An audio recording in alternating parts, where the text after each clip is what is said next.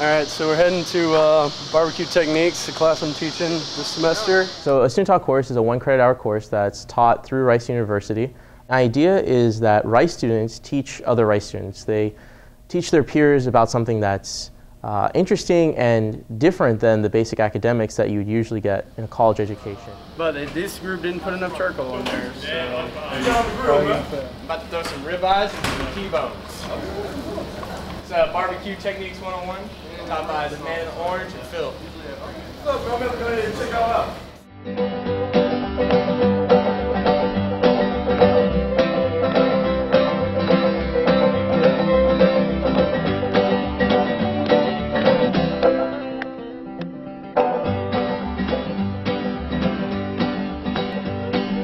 Barbecue is not a verb, and barbecue is not a grill. Barbecue is meat, prepared in a very special way. Lady Gaga!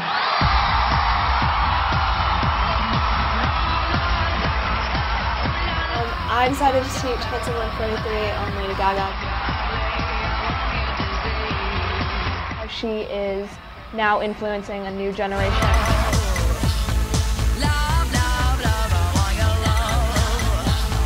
If you guys have questions, like throw them out. If you have something to say that relates to what we're looking at. The sex scene with like the flames going up, and then she's wearing like the trench coat with the Carrera glasses, and I'm just like, is this a joke? Seriously?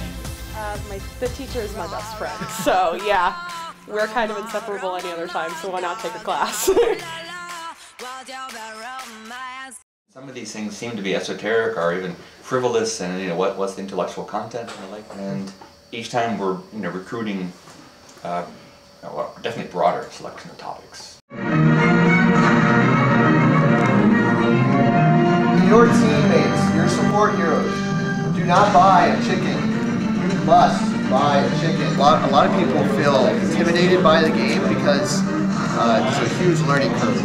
What I wanted to do was make it easier for people to learn how to play this game, and at the same time teach them some core skills. Next time I'll only buy a mantle because he needs to have at least 240 gold mana before he can be effective in the lane. He gets 240 at level 2. Without a mantle, he doesn't. I'd put myself as a grizzled ancient.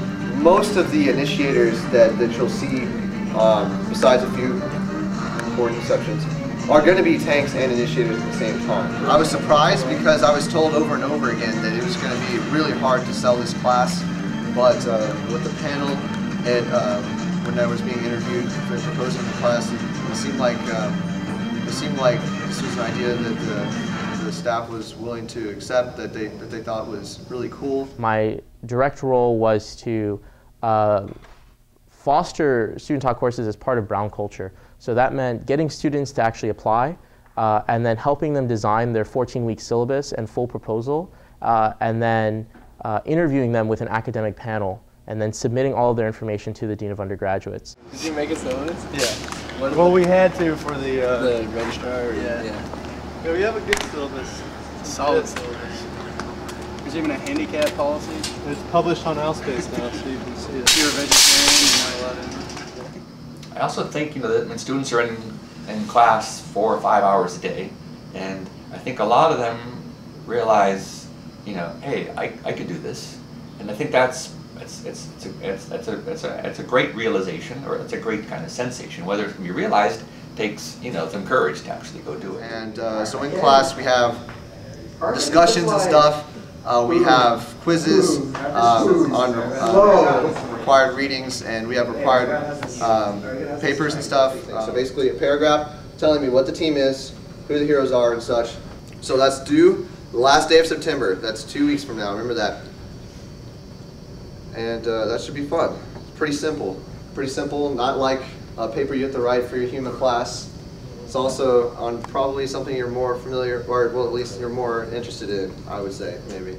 I think peer education is a huge part of the learning process here, both from the standpoint that students learn well from each other, but also that students learn when they teach.